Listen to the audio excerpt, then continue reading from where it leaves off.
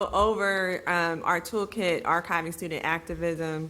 I would really like to thank, and I hope I'm catching everybody, Richard Bernier, who is here with us today from Purdue University, Lydia Tang from Michigan State University, Valencia Johnson from Princeton, Maggie McNeely from Brandeis, and there is one other person, I feel horrible, who's also from Brandeis, who have been the leadership in creating our archiving student activism toolkit. And this came out of us realizing that as we're trying to have these conversations and capture what we're thinking are some possible pathways to engage in transparent relationships with the student organizations and the student activists that we're trying to build relationships with.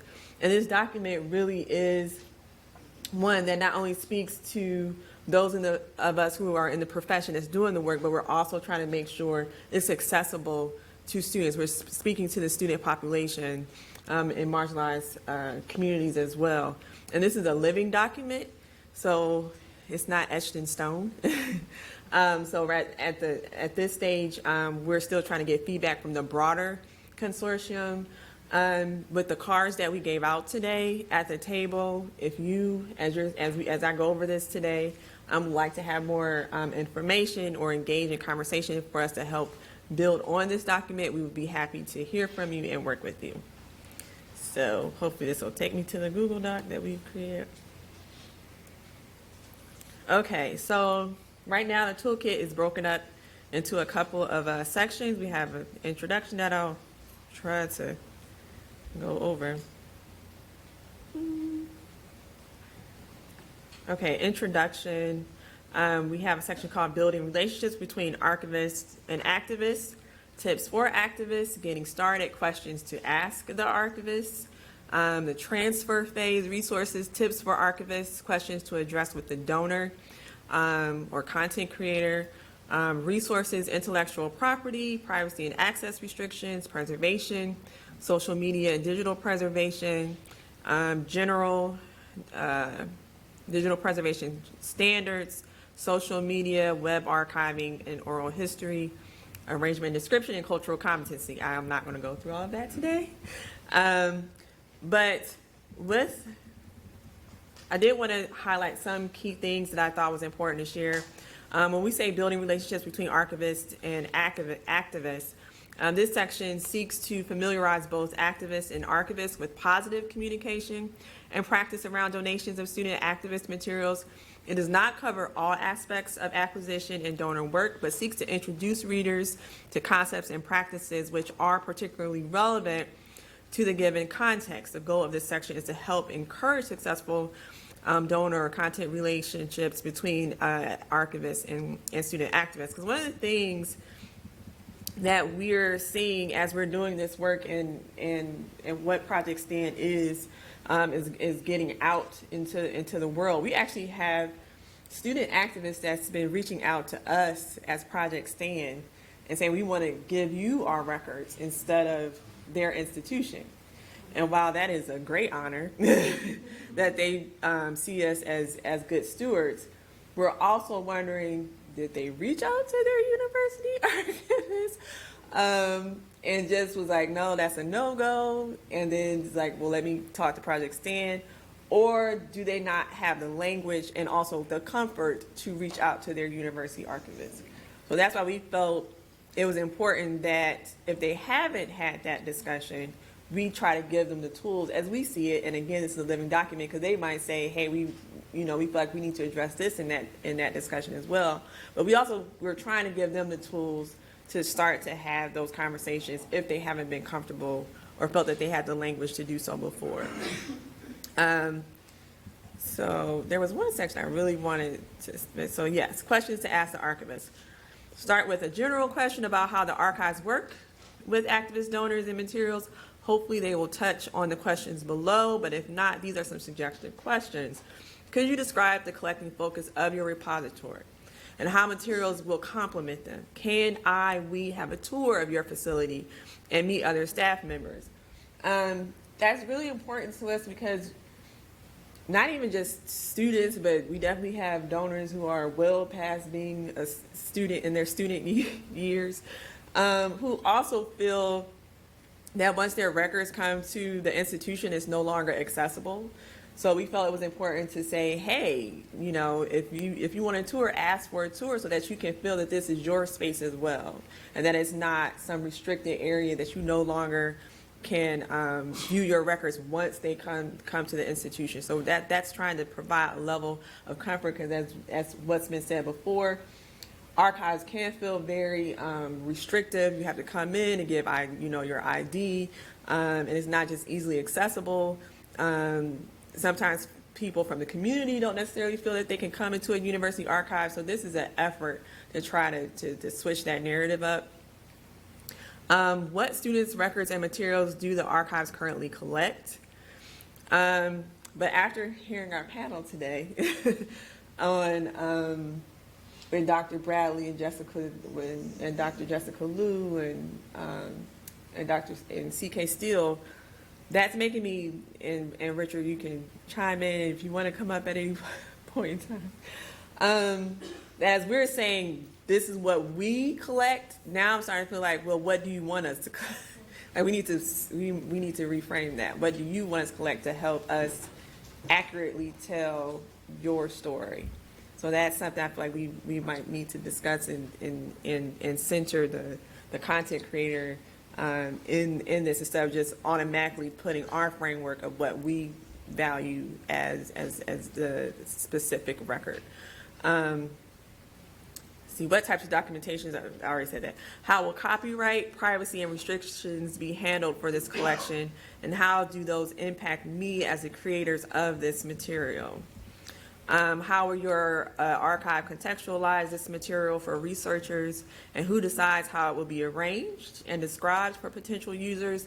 And I know that there were discussions about participatory archiving, so that the student organizer can be a part of the conversation of what the finding aid and the inventory list looks like, and what keywords or controlled vocabulary is being utilized, so that once the records come, again, we're not cutting off access because we're utilizing words that they wouldn't normally utilize to access or talk about their stories.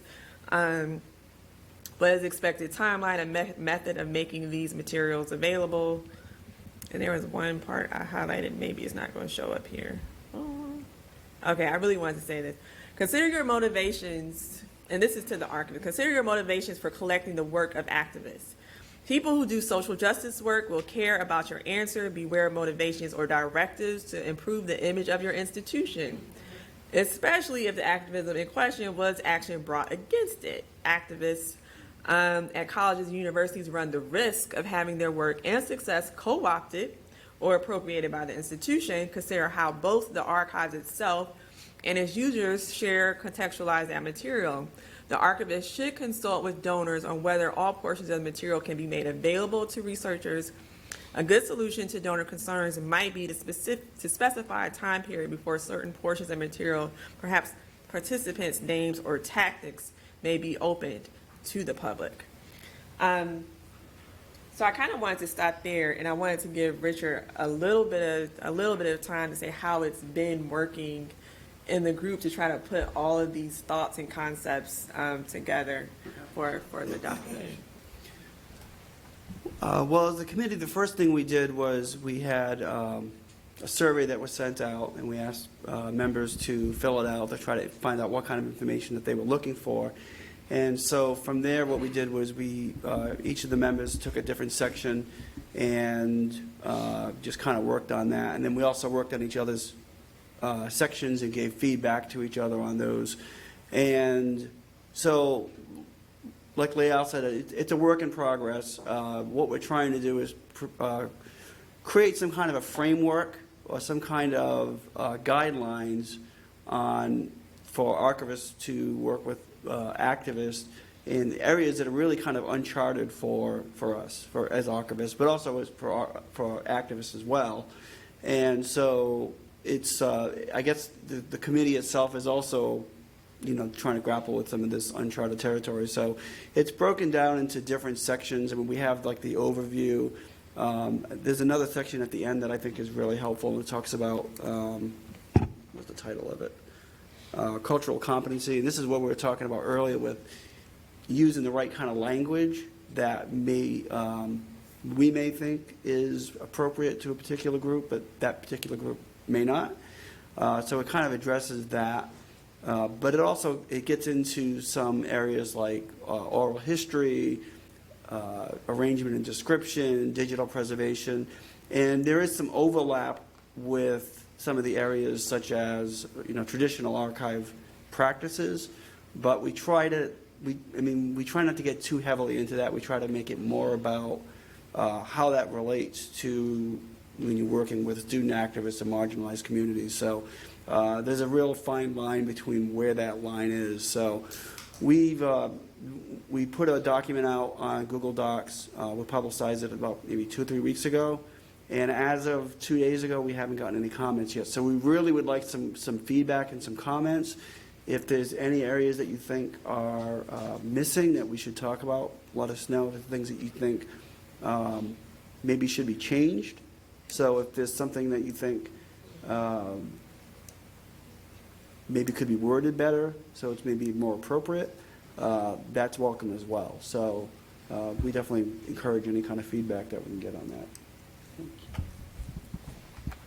And thank you so much, Richard. So, and there's been so much amazing work that's come out as we've been working on this document. Like Doc Now just put out a zine about archiving social media. And so I'll probably be talking to Burgess, Jules, and team to say, can we add their conversation into the documentation?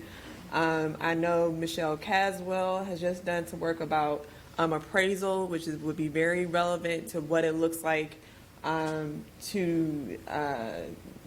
think she did it from a feminist framework with respect to appraisal and adding that language into our toolkit.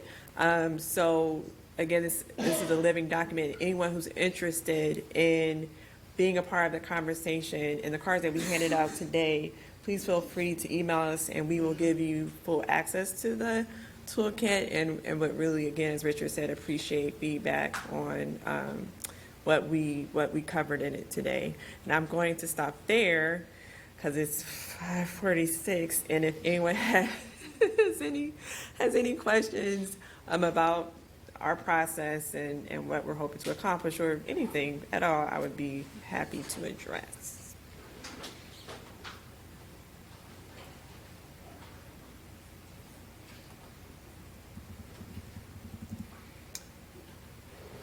No, yes, no. All minds and hearts clear, that's okay. I know I think Raquel's going to give us an update about tomorrow, some house cleaning tips. All right, well, almost at the end, y'all. Yeah, And thank you all for being with us the whole day. that's right. Give yourselves a hand. All right. Seriously. See, I can tell y'all tired. Yeah, that's the word. I can't even clap for myself.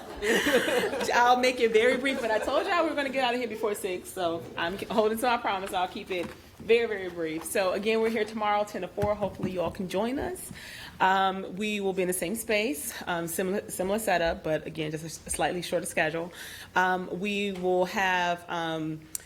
we have 2 tours happening during the lunch break tomorrow. And again, I mentioned earlier, if you are interested in doing the tour at the Vivian Harsh Research Collection, which is down the street at the Chicago Public Library, please feel free to do so. I highly encourage you. It's a great exhibit. If you also can, it's a public library, so it's open now. If you wanted to go right after and check it out yourself instead of the tour with Tracy Drake, who was the exhibit curator, you certainly can go check it out. It's a great exhibit about the Black Panther Party Illinois chapter. There are photos and information there that hasn't been seen by the public before this time because it's coming from a private collection, from a few different collections, private collections. So definitely check it out. But if you're interested in seeing it tomorrow, please sign, put your name on the list, which is out at the registration table. We will have a shuttle here to take people over to the Woodson Regional Library to see that exhibit. Also, one thing that I wanted to also mention is that, and I mentioned this earlier, you all, when we leave here, you don't have to go right home. You can meander around a bit. We have exhibits on the east side of this of the library, in a few of the display cases near the elevators, and then over near the Learning Assistance Center, and then there's an art exhibit downstairs in the archives suite area. So you're more than welcome to check that out while you're here. You can do that today, or you can do it tomorrow, whichever suits your fancy. But we will do an a library tour tomorrow. We have an an automatic retrieval system, the big high density storage with the little robot that grabs the bins. So we'll be showing you all that tomorrow for those who will want to stay, but that's happening at the same time as the Harsh exhibit. And then other than that, I think that's it. I think we have a couple of questions. So yes, go ahead. Yes. Oh, you have something. Come talk about it, Jessica. Jessica is on the local planning team. Okay.